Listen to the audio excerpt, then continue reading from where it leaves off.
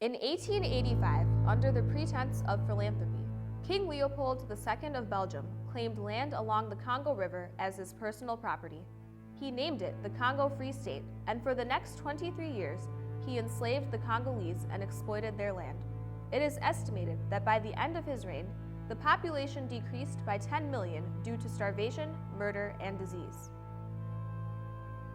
But while the king carried out his practice of forced labor, the world was largely unaware of what was occurring in the Congo.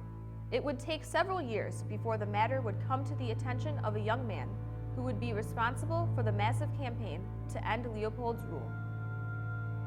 That man was Edmund Dene Morel. Morel was an employee of the Elder Dempster Shipping Company, which had a contract with the Belgian king. He began to notice that the ships coming in from the Congo were loaded with ivory and rubber, while those leaving the port of Antwerp carried little other than guns and ammunition. So what do you receive in return? Nothing. Or if you receive something, it's something almost, in French we call it de la pacotille, something worthless. Morel quickly realized that Leopold's claims of philanthropy were a cover-up for a colony steeped in slavery. He wrote that he had stumbled upon a secret society of murderers with a king for a cronyman. When the worldwide demand for rubber increased, Leopold looked to the jungles of the Congo, which were rich in wild rubber. He set up a system of forced labor and employed brutal practices to ensure that rubber quotas were met. They needed the raw materials to feed their industrialization, and the rubber was very important. Leopold's officers raised an army called the Force Publique. Their duty was to enforce rubber collection with whatever means necessary.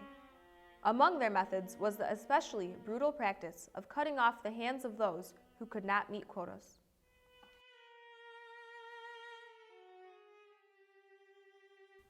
In the early years, only a handful of reports of the atrocities trickled out of the Congo.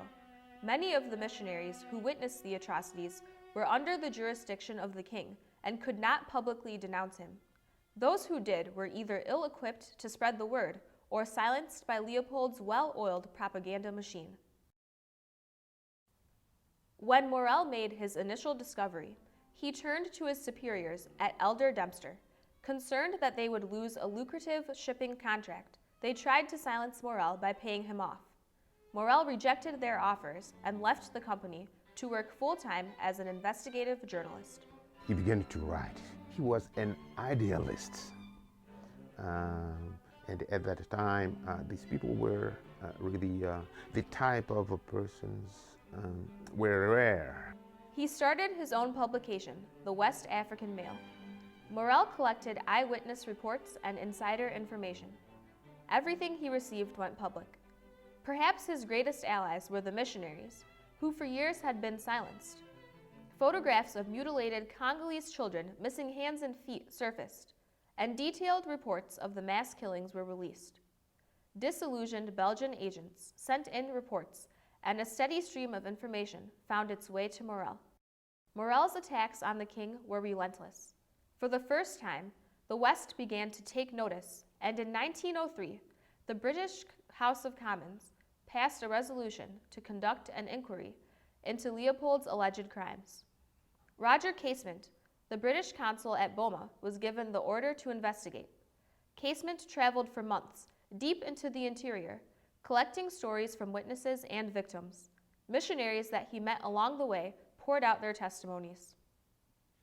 It was almost a movement in the sense that while Morel was speaking out, Roger Casement was also speaking out.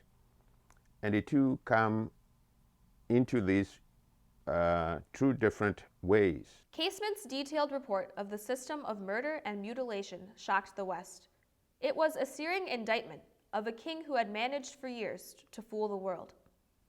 Colonization created its own reasons too. They, for instance, said they went to the Congo for humanitarian reason. We go there to save them from warfare because the Africans were fighting each other all the time. But at the same time, he created conditions which decimated the African population. When Casement returned to Britain in 1904, he found a friend and an ally in Edmund Morel.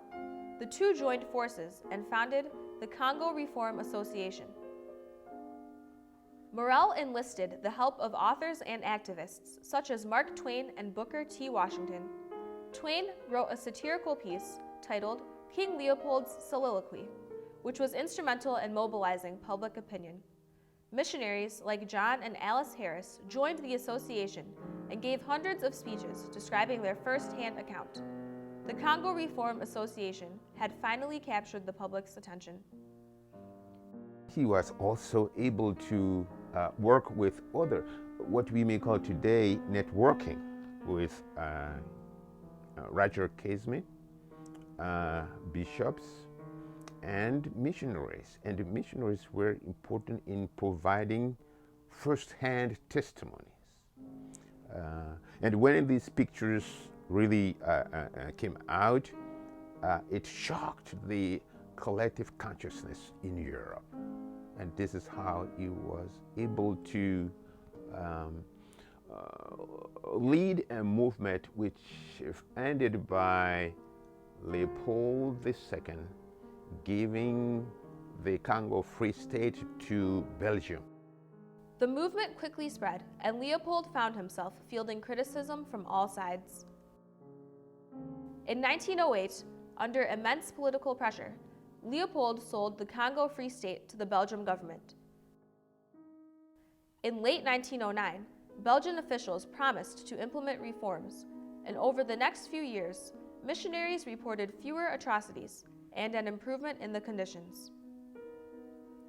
On June 16, 1913, the Congo Reform Association met for the last time.